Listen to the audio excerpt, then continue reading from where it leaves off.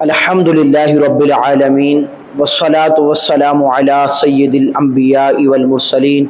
اما بعد فاعوذ باللہ من الشیطان الرجیم بسم اللہ الرحمن الرحیم الصلاة والسلام علیک یا رسول اللہ وعلی آلک واصحابک یا حبیب اللہ صلی اللہ علی النبی الامی وآلہ صلی اللہ علیہ وسلم صلاۃ و سلاما علیک یا سیدی یا مکی یا مدنی یا عربی یا قرشی یا ہاشمی یا مطلبی یا رسول اللہ صلی اللہ تعالی علیہ وآلہ وسلم۔ پارٹ نمبر 5 میں انشاءاللہ عز و جل ہم سنیں گے کہ یزید کی تخت نشینی اور امام حسین رضی اللہ تعالیٰ عنہ اور دیگر لوگوں سے یزید کا بیعت کا مطالبہ تھا، اس حوالے سے ہم سنیں گے۔ حضرت امیر معاویہ رضی اللہ تعالیٰ عنہ جو کہ بہت ہی پیارے صحابی رسول ہیں اور کاتب وحی ہیں، آپ کی وفات کے بعد یزید تخت نشین ہوتے ہی اپنی بیعت کے لیے ہر طرف اس نے خطوط بھیجے، حکم نامے روانہ فرمائے۔ مدینہ منورہ کے گورنر ولید بن عقبہ تھے، ان کو اپنے باپ کی وفات کی اطلاع دی حضرت امیر معاویہ رضی اللہ تعالیٰ عنہ کی، اور لکھا کہ ہر خاص و عام سے میری بیعت لو، اور ساتھ ہی اس نے لکھا کہ بالخصوص حسین ابن علی سے، حضرت عبداللہ بن زبیر سے اور حضرت عبداللہ بن عمر رضی اللہ تعالیٰ عنہم سے پہلے بیعت لو، ان سب کو ایک لمحہ مہلت نہ دو۔ یہ یزید نے پیغام دیا ولید بن عقبہ کو۔ مدینہ منورہ کے لوگوں کو ابھی تک حضرت امیر معاویہ رضی اللہ تعالی عنہ کے انتقال کی خبر نہ تھی۔ یزید کے حکم نامے سے وہ ولید بن عقبہ بھی وہ بھی گھبرا گیا، اس لیے کہ ان حضرات سے بیعت لینا آسان نہیں تھا۔ اس نے مشورے کے لیے مروان بن حکم کو بلایا، اور مروان بن حکم وہ شخص ہے جب اس کی پیدائش ہوئی تو حضور علیہ الصلوۃ والسلام کی خدمت میں تحنیک کے لیے، یعنی کوئی نرم چیز چبا کر کھلانے کے لیے لایا گیا کہ حضور علیہ الصلوۃ والسلام اس کو گھٹی دیں، تو حضور علیہ الصلوۃ والسلام نے ارشاد فرمایا، اس کو رواہ الحاکم فی الصحیح میں ذکر فرمایا، هو الوازغ بن الوازغی، کہ حضور نے فرمایا یہ گرگٹ کا بیٹا گرگٹ ہے، اور اس کو نہایا صفحہ 45 پر بھی ذکر کیا گیا، اور بخاری شریف کی حدیث پاک ہے، اور نسائی شریف میں بھی اس کو ذکر فرمایا گیا، اور اسی طرح ابن ابی حاتم نے اپنی تفسیر میں اس حدیث پاک کو روایت کیا کہ حضرت عائشہ صدیقہ طیبہ طاہرہ رضی اللہ تعالی عنہا نے فرمایا، نبی کریم صلی اللہ تعالی علیہ وآلہ وسلم نے مروان کے باپ حکم پر لعنت فرمائی، جبکہ مروان صلب پدر میں تھا تو وہ بھی اللہ کی لعنت سے حصہ پانے والا ہوا۔ اللہ اکبر۔ اس کو تاریخ الخلفاء صفحہ 128 پر ذکر کیا گیا۔ اے برادران اسلام، وہ مروان کہ اس کو اور اس کے باپ کو حضور علیہ الصلوۃ والسلام نے گرگٹ فرمایا، اور جس کے باپ پر حضور علیہ الصلوۃ والسلام نے لعنت فرمائی، تو اس وقت مروان بھی اپنے باپ کی صلب اطہر ہی میں تو تھا، تو لہذا اس پر بھی لعنت پڑی، اور حکم کو جو مروان کا باپ تھا اس کو شہر بدر بھی کر دیا، اور اس کو طائف میں رہنے کا حکم فرمایا حضور نے۔ ایسے مروان سے بھلا خیر کی کیسے امید ہو سکتی ہے؟ بہرحال مدینہ منورہ کے گورنر نے جب مروان سے مشورہ لیا تو اس نے کہا ان تینوں کو اسی وقت بلائیں، یعنی حضرت امام حسین رضی اللہ تعالیٰ عنہ، حضرت عبداللہ بن زبیر رضی اللہ تعالیٰ عنہ اور حضرت عبداللہ بن عمر رضی اللہ تعالیٰ عنہ، ان کو اسی وقت بلائیں اور بیعت کے لیے کہیں، اگر وہ بیعت کر لیں تو بہتر، ورنہ انہیں قتل کر دیں، یہ کہا مروان بن حکم نے۔ اس مشورے کے بعد گورنر جو ولید تھا، ولید بن عقبہ، اس نے قاصد بھیجا اور ان تینوں کو بلایا۔ حضرت امام حسین رضی اللہ تعالیٰ عنہ اپنے چند جوانوں کو ساتھ لے کر گئے اور مکان کے باہر کھڑا کر دیا اور فرمایا کہ اگر تم لوگ سنو کہ میری آواز بلند ہو رہی ہے تو فوراً اندر آ جانا، اور جب تک میں باہر نہ آ جاؤں یہاں سے ہرگز نہ جانا۔ پھر امام حسین رضی اللہ تعالیٰ عنہ آپ اندر تشریف لے گئے۔ ولید نے آپ کو حضرت امیر معاویہ رضی اللہ تعالیٰ عنہ کے وفات کی خبر سنائی اور یزید کی بیعت کے لیے کہا، تو حضرت امام حسین رضی اللہ تعالیٰ نے فرمایا کہ میرے جیسا آدمی اس طرح چھپ کر بیعت کرے؟ نہیں کر سکتا، آپ باہر نکل کر سب لوگوں سے بیعت طلب کریں، تو ان کے ساتھ مجھ سے بھی بیعت کے لیے کہیں۔ تو ولید بن عقبہ جو تھا وہ امن پسند تھا، تو اس نے عرض کی کہ اچھا آپ تشریف لے جائیں۔ جب آپ چلنے لگے تو مروان بن حکم، جس کو مشورے کے لیے ولید بن عقبہ نے بلایا تھا، تو وہ مروان بن حکم برہم ہو کر کہنے لگا ولید بن عقبہ سے کہ اگر آپ نے اس وقت ان کو جانے دیا اور بیعت نہ لی تو پھر ان پر قابو نہ پا سکیں گے، اگر یہ بیعت کر لے تو بہتر، ورنہ ان کو قتل کر دو۔ جب یہ حضرت امام حسین رضی اللہ تعالیٰ نے سنا تو آپ کھڑے ہو گئے اور فرمایا، او ابن زرقا، کیا تم مجھے قتل کرے گا یا یہ قتل کریں گے؟ پھر امام حسین رضی اللہ تعالیٰ نے فرمایا، خدا کی قسم تو جھوٹا اور کمینہ ہے اے مروان بن حکم۔ یہ کہہ کر آپ تشریف لے گئے۔ مروان نے ولید سے کہا کہ آپ نے میری بات نہیں مانی، خدا کی قسم اب آپ ان پر قابو نہیں پا سکتے۔ مروان نے کہا کہ یہ قتل کرنے کا بہترین موقع تھا جس کو آپ نے ضائع کر دیا۔ ولید نے کہا، افسوس، تو مجھے ایسا مشورہ دے رہا ہے جس میں میرے دین کی تباہی ہے۔ کیا میں نواسہ رسول کو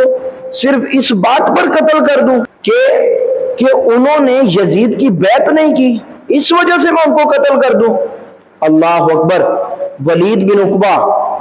کہنے لگا، خدا عز و جل کی قسم، اگر مجھے ساری دنیا کا مال و متاع مل جائے تو بھی میں ان کے خون سے اپنے ہاتھوں کو آلودہ ہرگز نہیں کر سکتا۔ تبری کے اندر صفحہ 162 جلد 2 کے اندر اس کو ذکر کیا گیا، جو میں نے ابھی آپ کو سامنے یہ پس منظر بیان کیا۔ حضرت امام حسین رضی اللہ تعالیٰ عنہ وہ خوب جانتے تھے کہ بیعت کے انکار سے یزید بدبخت جان کا دشمن بن جائے گا اور خون کا پیاسا ہو جائے گا، لیکن آپ کی غیرت اور آپ کا تقوی اور آپ کی پرہیزگاری نے اجازت نہ دی کہ اپنی جان بچانے کی خاطر نااہل کے ہاتھ پر میں بیعت کر لوں۔ جو نااہل ہے، بدکار ہے، شرابی ہے، کیا میں اس کے ہاتھ پر بیعت کر لوں اور نواسہ رسول ہو کر اسلام اور مسلمان کی تباہی کی پرواہ نہ کروں؟ ایسا نہیں ہو سکتا۔ امام حسین رضی اللہ تعالیٰ عنہ ایسا نہیں کر سکتے تھے۔ اگر آپ یزید کی بیعت کر لیتے تو کیا ہوتا؟ اگر آپ یزید کی بیعت کر لیتے تو وہ بڑی قدر و منزلت سے آپ کو نوازتا، دنیا کی بے شمار دولت آپ کے قدموں پر رکھ دیتا۔ لیکن یزید کی جو بدکاریاں ہیں، جو اس کے برے اعمال تھے، شراب پینا، اس طرح کے کام کرنا، تو اگر امام حسین یزید کی بیعت کر لیتے تو وہ اس بات کی سند ہو جاتی، ایسے بندے کو ہم حکمران بنا سکتے ہیں، تو پھر یہ قاعدہ قانون بن جانا تھا۔ اس طرح اسلام کا نظام دھرم برم ہو جانا تھا اور دین میں ایسا فساد برپا ہوتا کہ جس کو دور کرنا بعد میں ناممکن ہو جاتا۔ تو اسی لیے امام حسین رضی اللہ تعالیٰ عنہ نے یزید کی بیعت نہیں کی، کیونکہ وہ بدکار تھا، شرابی تھا، زانی تھا، تو لہٰذا اگر اس کی بیعت کر لی جاتی تو لہٰذا تائید ہو جاتی اس چیز کی کہ امام حسین رضی اللہ تعالیٰ عنہ اس کی بیعت پر راضی بھی ہیں، اور جو آپ نے بیعت کی وہ جواز ہے، وہ جائز ہو جاتی، حالانکہ وہ بیعت جائز نہیں تھی۔ کیونکہ ہمیں بھی دیکھنا چاہیے کہ ہم جب ووٹ دیتے ہیں تو کس کو دے رہے ہیں، کیونکہ یہ بھی ایک بیعت ہوتی ہے کہ ہم بھی ایک خلیفہ مقرر کر رہے ہوتے ہیں، ایک حاکم مقرر کر رہے ہوتے ہیں، ایک حکمران اپنے اوپر مقرر کر رہے ہوتے ہیں، تو لہٰذا ہمیں بھی دیکھنا چاہیے کہ وہ کیسا شخص ہے، اس کے اندر یہ اگر عادتیں ہیں یزیدوں والی، وہ بھی شرابی، وہ بھی زانی، وہ بھی اس طرح اعلانیہ گناہ کرنے والا ہو، تو کیسے ہم اس کی بیعت کر سکتے ہیں؟ کیسے ہم اس کو ووٹ دے سکتے ہیں؟ امام حسین رضی اللہ تعالیٰ عنہ نے اس کی بیعت نہ کر کے یہ ہمیں قاعدہ قانون بتا دیا کہ اے لوگوں، قیامت تک آنے والے لوگوں سن لو کہ کوئی بھی ایسا شخص ہو جو شریعت کی خلاف ورزی کرے،